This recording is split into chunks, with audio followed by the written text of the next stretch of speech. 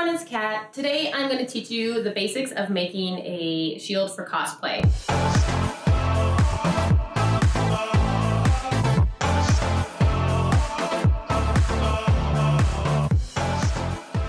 This is the example I have. This is Link's shield. I know that this looks incredibly tiny. And it is. It's for a 4-year-old. Every step that I took in making this is the same that you would do for an adult-sized shield. The only thing is you just have to make the pieces bigger. This shield took me less than a day to make if you don't count drying time. So it's a pretty quick project. The first thing you're gonna need is your pattern. I find an image of the shield that I want online, and then I bump the size up in my print settings to get it to a size that'll fit me, or in this case, my 4-year-old. Do that, cut out the pieces, tape them together, and then you have your blueprint.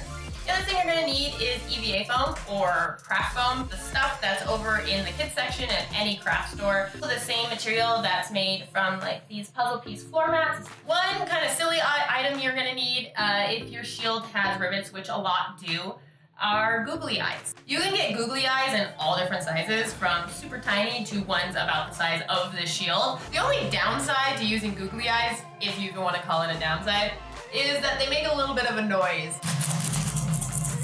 For your adhesive, you're going to use contact cement. I highly recommend Barge.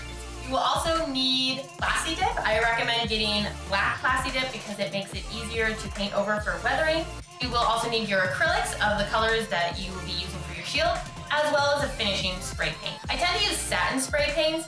You can also use the gloss spray paint if you want your shield to be a lot shinier. It gives it a little bit of a plastic wet look though, just a heads up. And then if your shield is wooden, of course you want to use a matte finish. And that's it.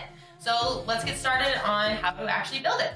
The first thing you want to do is you want to cut out the base of your shield. I tend to use these thicker floor mat pieces for that. They work really great. Then you can cut out your pattern where all the details are and use those to cut out any details that are on your shield. They're all different sizes of craft foam, so you just need to pick what works best. If there are some raised detailing on your shield, like these parts here, you're gonna wanna use thicker craft foam, and then you can either cut it, or I recommend using a Dremel to shape them the way you want them to be shaped.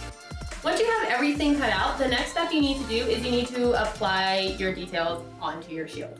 It's really important with the detailing to actually outline on the base of your shield where those details go. You want to trace the entire detail. That way, when we move on to the next step, which is applying those details to the base of your shield, you can actually apply the contact cement everywhere that those details need to go. It's important to apply the contact cement on both the base of the shield and on the back side of the detail itself. You want to apply a thin layer, and then you want to wait a couple of minutes until that contact cement is no longer shiny. Then you want to carefully and slowly apply those details. Contact cement is really unforgiving, so once they touch, they will not come apart. Once your details are on the shield, this would be a really great time to go ahead and shape your shield. What you want to do is you want to use your heat gun, and you want to go over the entire shield. You're going to want to do this anyways to close the foam, and then you just kind of bend it.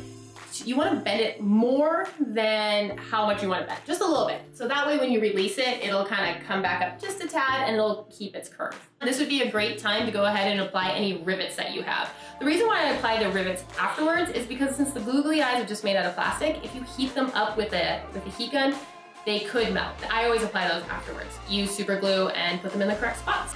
Once that's done, you're gonna have something that looks kind of like this. The next step is to spray Plasti Dip on your shield. Go ahead and do 2 or 3 light layers of this. Let it fully dry before you begin to paint. Painting is pretty self-explanatory. You go ahead and just use the colors that you need for your shield. I do recommend always to use the dabbing method for painting, where instead of brushing it, just so you don't see any of the brush strokes in your paint job. All right, once your paint job is done, you're pretty much ready to finish it. So go ahead and spray whatever finishing spray that you need, depending on how shiny you want it. Pretty much good to go. The great thing about this is it's super light. I know that this one's little, but because it's foam, you don't have to worry about your arm getting crazy tired at conventions. The other thing is with foam, and since you use Plasti Dip, if there's any creases or any little blemishes you get, you can always heat it up lightly with the heat gun to kind of get rid of those wrinkles again. So that's it, guys. Obviously there's a lot of ways to kind of up your shield making game by adding lights or gems or even smoke effects, but that's pretty much your basics. So I actually streamed me painting this on Twitch. If that's something you want to check out, you can always say hi to me or ask me any questions. I do end up playing a lot of Overwatch while streaming, but I also do some crafting streams as well. So you can just check me out at HealtoDeath, and hopefully I'll see you there. Thanks so much, and I'll see you next time.